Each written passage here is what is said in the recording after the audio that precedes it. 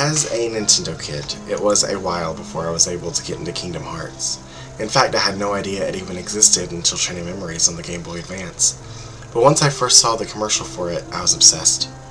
As someone without internet, I couldn't do much research on it, however, so my imagination filled in the gaps.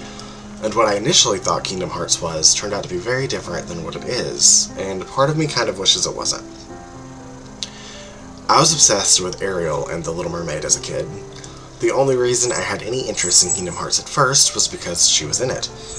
I saw a short segment on Disney Channel about the first game on PlayStation 2 as a kid, but seeing what system it was on, I just accepted that it was something I would never be able to experience. You see, I grew up very poor. Every video game system we owned, we only ever had about 3 to 5 games for it, and having 2 systems from the same era at once was just an impossibility. And like I said, I was a Nintendo kid, so GameCube was my first choice. But that didn't stop me from fantasizing about Kingdom Hearts, and I knew nothing about the Gummy Ship system, so this is what I thought it was.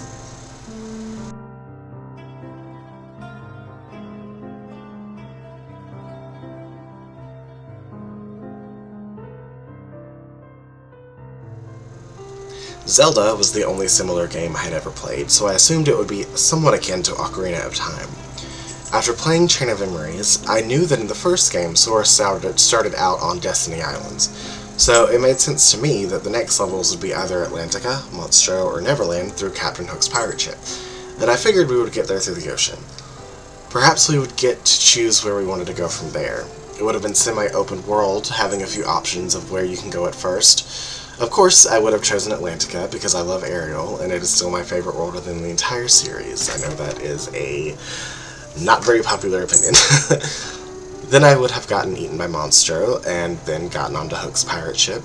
Then at the end of Neverland on Big Ben, being in Victorian England, we would have probably ended up in Wonderland by falling down the rabbit hole. And honestly, through Wonderland, realistically, we could have probably been able to go anywhere, considering how topsy-turvy it is.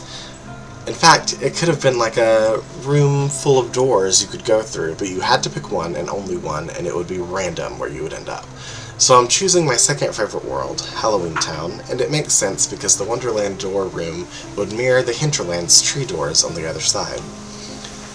Then we would backtrack to Atlantica, where we could somehow end up in Olympus. I say this because Ariel and Hercules are technically cousins in mythos, because Triton is Poseidon's son, and technically there is no human world in Atlantica in Kingdom Hearts 1. From Olympus, we go to Agrabah. They seem to be around the same time frame because they had crossover episodes in their respective animated series. From there, we'd somehow end up in Deep Jungle, where Jane would be reading the Winnie the Pooh book to Tarzan, and we'd get there through it. And finally, Traverse Town, which would lead into Hollow Bastion, and then the end of the world.